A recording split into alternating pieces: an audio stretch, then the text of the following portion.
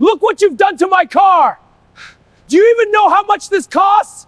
Politician's voice cut through the morning air like a blade. The old man stood there, gripping his broom, dirty waters still dripping from the luxury sedan's door. People stopped walking. Phones came out. A crowd was forming. The old man bowed slightly. "I apologize, sir. It was an accident." "An accident?" The politician stepped closer, his expensive suit immaculate, his face twisted with rage. "This car costs more than you'll make in your entire worthless life." The old man looked up. His face was weathered, deeply lined from years of sun and hardship, but his eyes were calm, patient. "Young man," he said quietly, "respect costs nothing." The politician's face reddened. "Don't lecture me, old fool. You're a street cleaner. You're nobody." The crowd murmured. Some people looked uncomfortable, but the phones kept recording. The old man didn't respond. He just picked up his broom and stepped back. The politician wasn't finished. "I should have you arrested. I should have your license revoked. People like you shouldn't be allowed in this part of the city." He turned to the crowd, playing to the cameras. "This is what happens when we let uneducated peasants work in our business district. They don't know how to behave around quality." Then, suddenly, the sound of engines. Powerful, multiple vehicles. Everyone turned. A convoy of black SUVs was approaching, 5 of them moving in formation, windows tinted dark. The lead vehicle stopped right beside the crowd. Security agents stepped out first, wearing dark suits and earpieces. They quickly assessed the scene, then moved to create space. The crowd stepped back, confused. The politician straightened his tie, suddenly interested.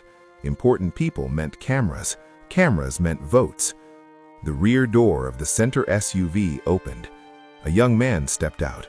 He was maybe 35 years old, sharp suit, confident, the kind of presence that made people pay attention without trying. Behind him, more assistants and security personnel emerged. The politician's eyes lit up with recognition. That was David Zhang, the tech billionaire, the man whose company had revolutionized cloud computing and made him one of the richest people in the country. And more importantly to the politician, David Zhang was his campaign's largest donor. The politician rushed forward, hand extended. "Mr. Zhang, what an unexpected honor!" But David wasn't looking at him. His driver had just briefed him on the situation.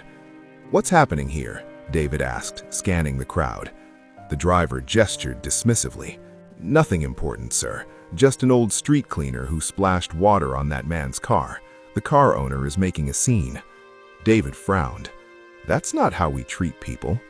He moved toward the crowd. That's when he saw him, the old man with the broom, thin, weathered, wearing a worn street cleaner's uniform, standing perfectly still. David stopped walking. His breath caught. No, it couldn't be. The old man slowly looked up. Their eyes met, and time stopped. "Grandpa?" The word came out as a whisper, then louder. "Grandpa?" The broom fell from the old man's hands, clattering on the pavement. His eyes filled with tears. "Xiao Wei?" David ran. He didn't care about the cameras, didn't care about his security team calling after him, didn't care about his $1,000 shoes splashing through the dirty puddle. He ran to the old man and threw his arms around him. "I've been looking for you everywhere," David sobbed. "Where have you been? I called and called." The old man was crying too, his weathered hands gripping his grandson's expensive suit. "I lost the phone. I lost everything. I came to find you." The crowd stood frozen, phones still recording, but now for a completely different reason.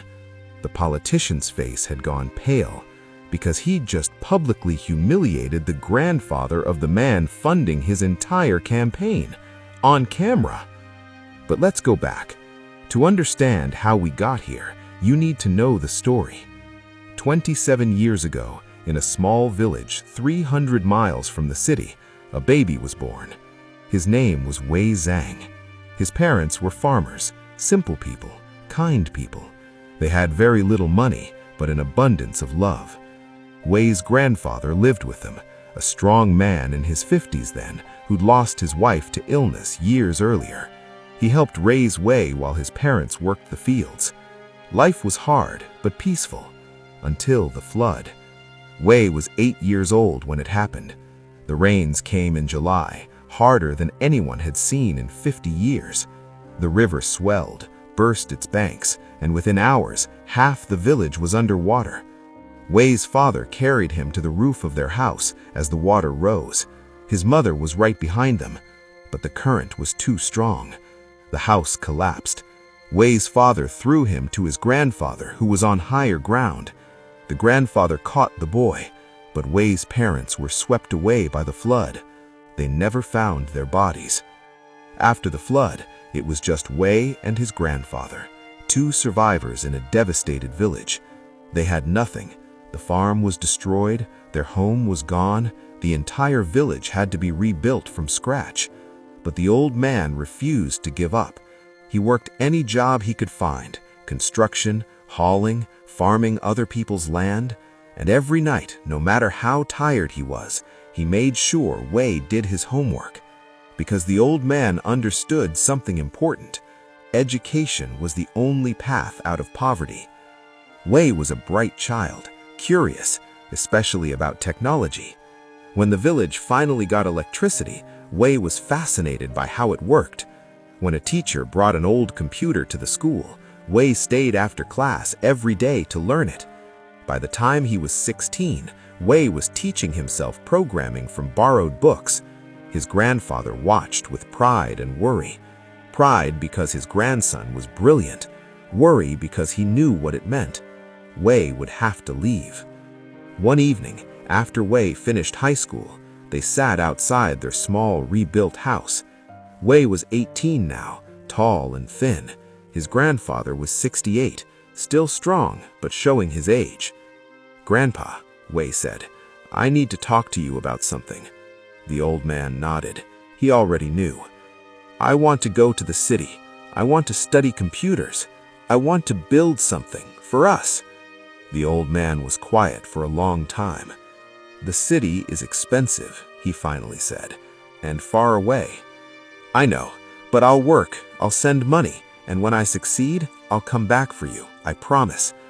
The old man looked at his grandson, this boy he'd raised alone, this boy who was all he had left.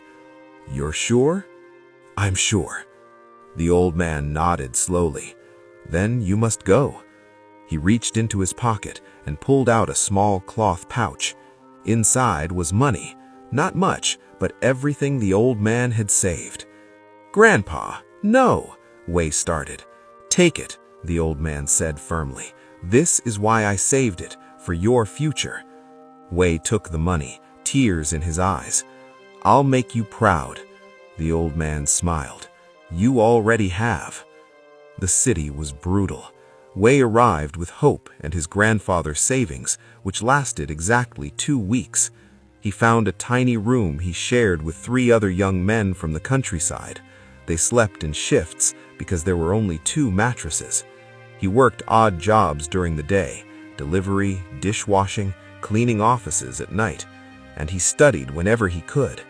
He found a library with free internet. He taught himself coding languages. He practiced on an ancient laptop he'd bought secondhand for almost nothing. Months passed, then a year. Wei would call his grandfather every Sunday from a payphone. "How are you, Grandpa?" "I'm well, Xiao Wei. Working, healthy. Don't worry about me. Tell me about you." Wei would tell him about the city, about the things he was learning, about his dreams. He never told his grandfather about the times he went hungry, about the job rejections, about the nights he wanted to give up.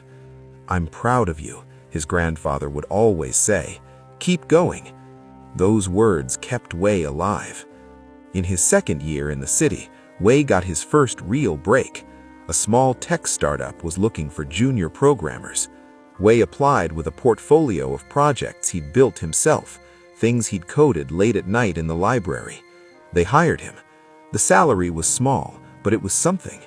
Wei sent half of it home every month, and he kept learning. He was obsessed. While his coworkers went home at 6, Wei stayed until midnight, absorbing everything. He learned cloud architecture, data systems, security protocols. Within a year, he was the best programmer at the company. Within 2 years, the founders made him a partner. By year 3, they developed a revolutionary new cloud storage system. A major tech corporation offered to buy the company. Wei became a millionaire overnight. He was 26 years old. The first thing he did was buy his grandfather a house. Not in the village, in a small town 30 miles away, with running water and electricity and everything the old man had never had. The second thing he did was send his grandfather a smartphone. "Now we can talk every day," Wei said on their first video call. His grandfather's weathered face filled the screen, smiling wider than Wei had ever seen. "Look at you, Xiao Wei." You did it. We did it, Grandpa. I'm coming to get you soon. You'll come live with me in the city. Soon, the old man agreed. But that was 8 months ago. And then the call stopped. Wei tried calling. No answer. He tried again. The phone was disconnected. Panic set in. Wei left messages with neighbors, called the town office, even hired someone to check the house. It was empty. His grandfather was gone. Wei dropped everything and flew back. He searched the village, the town, asked everyone. Nobody knew where the old man had gone. It was like he'd vanished. What Wei didn't know was this. 3 weeks after the last phone call, thieves had broken into his grandfather's house. The old man wasn't young anymore. He couldn't fight them. They took everything. The money Wei had sent, the furniture, even the smartphone. The old man was left with nothing. He reported it to the police, but in a small town with limited resources, there wasn't much they could do. The old man tried to rebuild, tried to find work, but word spread about the robbery. People whispered that maybe he'd had too much money, that he'd attracted trouble. Nobody would hire him. And now, without the phone, he had no way to contact his grandson. He knew Wei would be worried, knew Wei would try to find him, but he also knew something else. Wei had worked too hard to stop now. So the old man made a decision. If Wei couldn't come to him, he would go to Wei. He'd travel to the city. He'd find his grandson. The journey took 3 days by bus. The old man arrived in the city with one small bag and the last of his money. He'd never been to a city this large. The buildings stretched into the sky, cars everywhere, millions of people. And somewhere in this ocean of humanity was his grandson. But where? Wei had told him he worked in technology in the business district. So that's where the old man went. He walked through the gleaming towers, looking at company names. He asked security guards, receptionists, anyone who would listen. "I'm looking for my grandson, Wei Zhang. He works in technology." Most people ignored him. Some were kind but couldn't help. The city had hundreds of tech companies. His money ran out. He slept in a shelter for 2 nights, but they couldn't keep him long. Then he had an idea. By the way, I'm really curious. Where are you watching this from? What city or country? Let me know in the comments. I love hearing where these stories reach.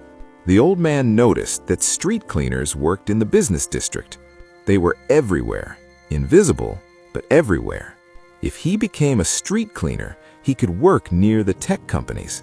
He could watch the people coming and going. Maybe one day he would see his grandson. It took him 2 weeks to get hired. The job paid almost nothing, but it included a small room to sleep in and 1 meal a day. Every morning at 5, the old man would put on his uniform and start sweeping. He worked the same 3 blocks, all tech offices, and every day he watched. Thousands of faces, young people in expensive clothes, rushing to meetings, talking on phones. He studied every face, hoping. 6 months passed this way. The other cleaners thought he was strange, too educated to be doing this work, but he never complained. He just swept and watched and hoped. Then came the morning that would change everything. The old man was sweeping the curb near a coffee shop popular with tech workers. A luxury car pulled up, parked right beside where he was working. The old man moved his broom around it carefully, but a small puddle of dirty water splashed against the door. Just a few drops. The car door opened, and the politician stepped out. His name was Victor Chen, running for city council, campaign posters everywhere, and he was furious. "Look what you've done to my car! Do you even know how much this costs?" And that brings us back to where we started. The old man apologizing quietly, the politician raging, the crowd gathering, the phones recording, and the convoy of black SUVs. Now, let's see what happens next. David held his grandfather, not caring that he was getting his expensive suit dirty. The crowd watched in stunned silence. The politician stood frozen, his face pale, realizing what he'd done. David finally pulled back, keeping his hands on his grandfather's shoulders, looking at him as if he couldn't believe he was real. "Why didn't you call me?" David asked, voice breaking. "I've been looking everywhere." "I lost the phone. Thieves. They took everything. I came to find you." "You came to the city? Alone? For how long?" "6 months." "6 months? You've been here 6 months and I didn't know?" "I worked near the tech companies. I thought maybe I would see you one day." David's look went to the broom on the ground, the cleaning uniform. Understanding dawned. "You've been working as a street cleaner, looking for me?" The old man nodded. David turned to his security team. "Get my car, now." Then he turned to the politician. Victor Chen was backing away slowly, realizing his career was about to end. David's expression was ice. "You," he said quietly. "What's your name?" "Victor Chen? But Mr. Zhang, I didn't know." "You didn't know this was my grandfather," David said, "but that shouldn't matter. You humiliated an elderly man doing his job. You called him worthless. You said people like him shouldn't be allowed in this part of the city." The crowd pressed closer. Every word was being recorded. "I'm so sorry," Victor stammered. "I didn't mean—" "Yes, you did," David cut him off. "You meant every word because you thought he couldn't fight back. You thought he was nobody." David's voice was calm, but there was steel in it. "I've donated $3 million to your campaign. As of this moment, that ends. I'm withdrawing my support, and I'm making sure every other donor knows exactly what kind of man you are." Victor's face went white. "Please, my career." "Your career," David rose his voice. "My grandfather spent 6 months sleeping in a shelter and working as a street cleaner, searching for me. And you were worried about a few drops of water on your car?" He turned his back on the politician. "Come on, Grandpa, let's go home." The crowd parted as David led his grandfather towards the waiting SUV. Someone started clapping, then another person. Within seconds, the entire crowd was applauding. The old man looked back once at the politician. Victor Chen stood alone, cameras still pointed at him, his political career collapsing in real time. The old man said nothing. He just took his grandson's hand and got into the car. The video went viral within an hour. Tech billionaire reunites with grandfather working as street cleaner. Politician humiliates an elderly man, doesn't know he's billionaire's grandfather. The most beautiful reunion you'll see today. 40 million views by the evening. But David didn't care about the video. He sat with his grandfather in his penthouse apartment, just looking at him. "I can't believe you're here," David said for the 10th time. The old man was clean now, showered, wearing comfortable new clothes, sitting on a couch that probably cost more than his entire house. "Tell me everything," David said. "Everything that happened." So the old man told him about the robbery, the loss of the phone, the isolation in the small town, about the decision to come to the city, about 6 months of sweeping streets and watching faces. "I knew you were out here somewhere," the old man said. "I just had to find you." David's eyes filled with tears again for what felt like the 100th time. "I should have come back sooner. I should have visited more." "No," his grandfather said firmly. "You were building, creating, making our sacrifices worth something. He looked around the luxurious apartment. Look what you've built, shall we? Your parents would be so proud. I built it for you, David said. All of it. Every single thing I've done was so I could give you a better life. The old man smiled. I already had a better life. I had you. They sat in comfortable silence. What happens now? The old man finally asked. David took his grandfather's hand. Now you stay here with me. No more tiny houses, no more working, no more struggling. I'm not helpless, the old man protested. I know you can, David interrupted gently, but you don't have to. Grandpa, you raised me alone after I lost everything. You worked yourself to the bone so I could have an education.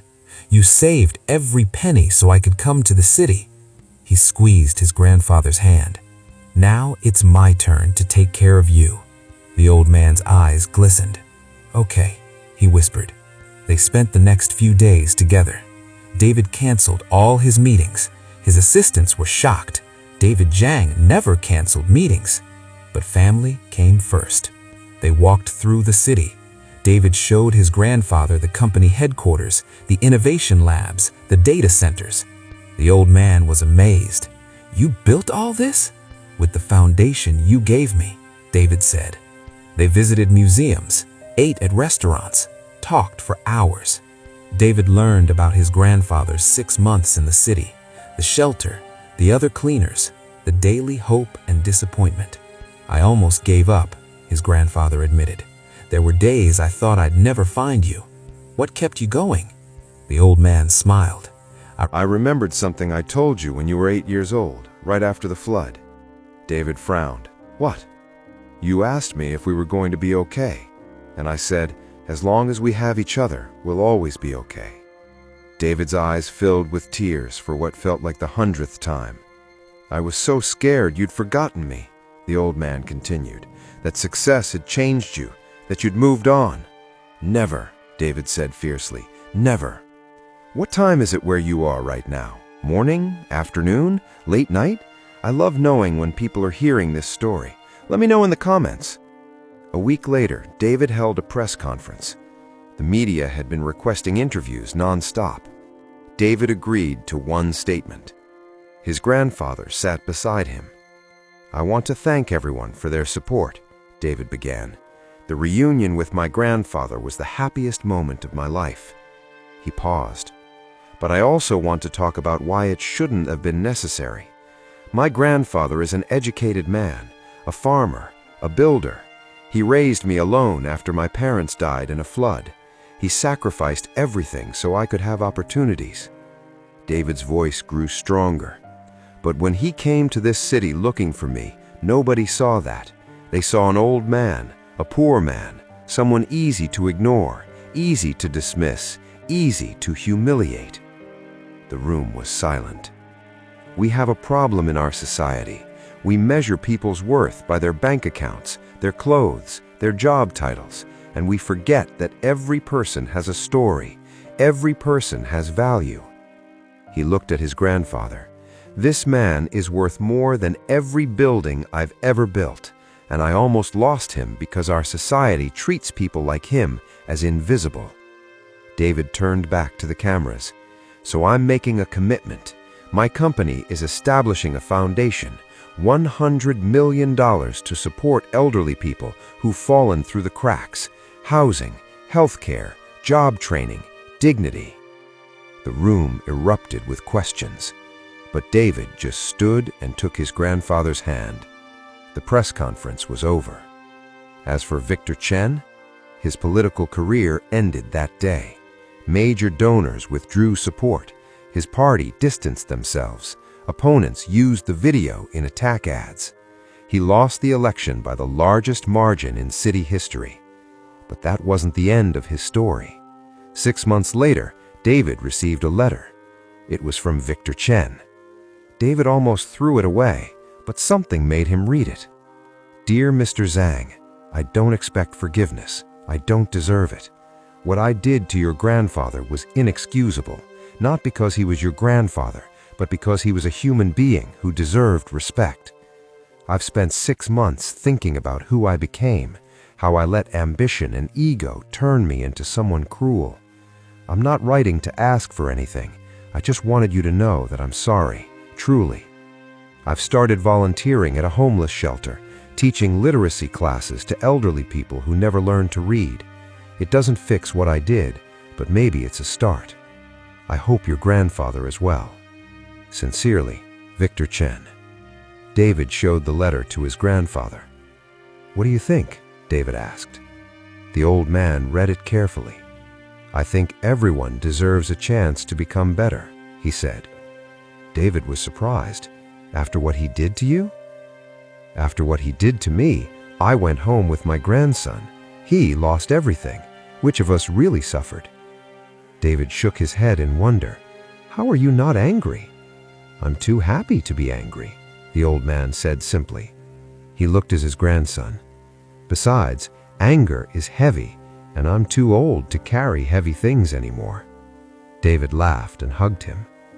2 years later, David's company had grown even larger, but David himself had changed. He spent less time in board meetings and more time on the foundation. He visited shelters, talked to elderly people struggling to survive, listened to their stories, and his grandfather was with him. The old man had become the foundation's unofficial ambassador. He would sit with people who'd lost everything and tell them about the flood, about losing his family, about rebuilding. "I know it feels impossible right now, but you're still here. That means something." People listened when he spoke, because he understood. One day, they visited a shelter where a young man was staying. He was 19, brilliant with computers, but homeless after his family kicked him out. The old man talked to him while David observed. "What do you want to do?" the old man asked. "I want to work in technology, but I have no degree, no connections, no chance." The old man smiled. "My grandson said the same thing once." He gestured to David. "This is Zhang. Maybe you've heard of him." The young man's eyes went wide. "Talk to him," the old man said. "Tell him your story." David and the young man talked for an hour. At the end, David offered him a job, not charity, a real position, junior programmer with training and mentorship. The young man cried. "Why are you doing this?" he asked. David looked at his grandfather. "Because someone gave me a chance once, and I'm still paying that forward." 5 years after the reunion, David's grandfather passed away. He was 78 years old. He died peacefully in his sleep in the penthouse apartment with his grandson holding his hand. David was devastated. But at the funeral, something remarkable happened. Thousands of people came, not just family and friends, but people his grandfather had helped through the foundation, elderly people who'd found housing, young people who'd gotten job training, families who'd been lifted out of poverty. They came to honor the street cleaner who'd become a symbol of dignity and hope. One old woman approached David. "Your grandfather saved my life," she said. "I was about to give up, but he told me about the flood, about losing everything, about how he kept going." She gripped David's hand. "He told me that as long as you're still breathing, there's still hope." I believed him. David heard story after story like that. His grandfather, in his final years, had touched hundreds of lives, not through money, through presence, through listening, through showing people they mattered. At the burial, David stood before the assembled crowd. "My grandfather taught me many things, but the most important was this: success isn't measured by what you achieve, it's measured by who you lift up along the way." He looked at the crowd. He was a farmer, a flood survivor, a street cleaner, and a teacher to everyone who knew him. David's voice broke. "He taught me that respect costs nothing, and that every person you meet has a story worth hearing." He placed a single flower on the casket. "Thank you, Grandpa, for everything." 10 years later, David stood in front of a new building. the Zhang Community Center, named after both him and his grandfather. It was a massive facility, 10 stories, housing for elderly people, job training programs, free healthcare, computer labs, everything. But the most important part was on the ground floor, a museum. It told the story of a flood, of a grandfather and grandson, of loss and hope and reunion. And at the center of the museum was a bronze statue, an old man holding a broom, standing beside a young man in a suit, both smiling. At the base of the statue was a plaque, in memory of Zhang, who searched for his grandson for 6 months, and David Zhang, who spent his life honoring that love. May we all remember, respect costs nothing, but it's worth everything. David visited the statue often. He would stand there, looking at his grandfather's face, frozen in bronze, and he would remember the flood, the sacrifice, the phone calls, the 6 months of searching, the reunion, and the lesson. Because his grandfather had taught him something that no business school ever could, that success isn't measured by your job title or your bank account. It's defined by how you treat people when nobody's watching, by whether you see the humanity in everyone, by whether you remember where you came from. David built an empire, but his grandfather had built something greater. He'd built a man who would never forget that every person, every street cleaner, every janitor, every struggling worker has a story, and every story matters. The lesson? Never judge someone by their circumstances. The person sweeping your street might be searching for their family. The elderly person you dismiss might have survived tragedies you can't imagine. The nobody you ignore might be somebody's entire world. Treat everyone with respect, not because of who they might be, but because of who you are. David Zhang learned that lesson from a man who worked as a street cleaner for 6 months, hoping to see his grandson one more time. And that lesson changed everything. Because in the end, we're not remembered for what we built or how much we made. We're remembered for how we made people feel, and whether we saw them, really saw them. The way David's grandfather saw everyone he met, with dignity, with respect, with love. If this story touched your heart, drop a heart in the comments. Follow for more stories that remind you what matters most. And the next time you see someone working a difficult job, someone struggling, someone others ignore, remember the street cleaner who owned the heart of a billionaire. Because you never know who you're really looking at, and you never know whose love story you're witnessing. Treat everyone like they matter, because they do. Every single one.